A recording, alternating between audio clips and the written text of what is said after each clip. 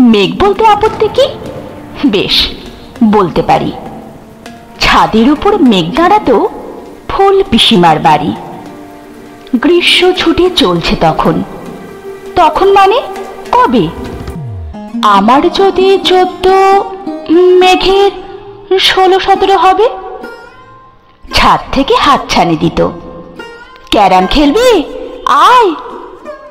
সারা দুপুর কাহাতক আর ক্যারাম খেলা যায়, সেজন্যই জোর চুরি হয়। হ্যাঁ, জোর চুরি হতো।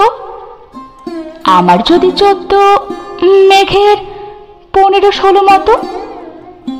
ঘুরিয়ে দিতে জানতো খেলা শক্ত ঘুঁটি পেলে, জায়গা মতো সরিয়ে নিত আঙুল দিয়ে ঠেলে। শুধু আঙুল, বোর্ডের উপর লম্বা ফ্রকের ঝুল, ঝপাং ফেলে ঘটিয়ে দিত ঘুঁটির দিক ভুল। এইখানে না, ওখানে, হ্যাঁ এইটা না ওটা। ঝাঁপিয়ে পড়ে ছিনিয়ে দিল ঘুঁটির বাক্সটা।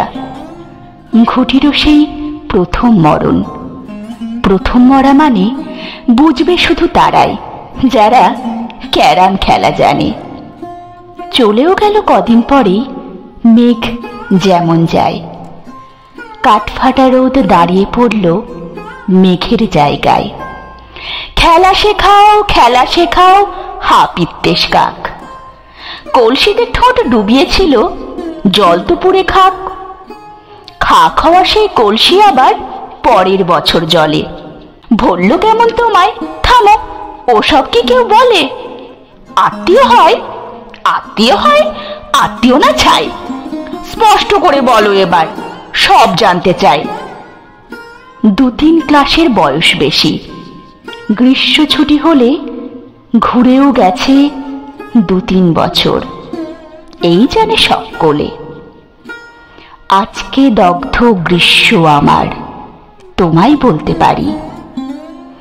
মেঘ দেখতাম ছাদের ঘরে, ফুল পিসিমার বাড়ি। মেঘ দেখতাম ছাদের ঘরে, ফুল পিসিমার বাড়ি, ফুল পিসিমার বাড়ি।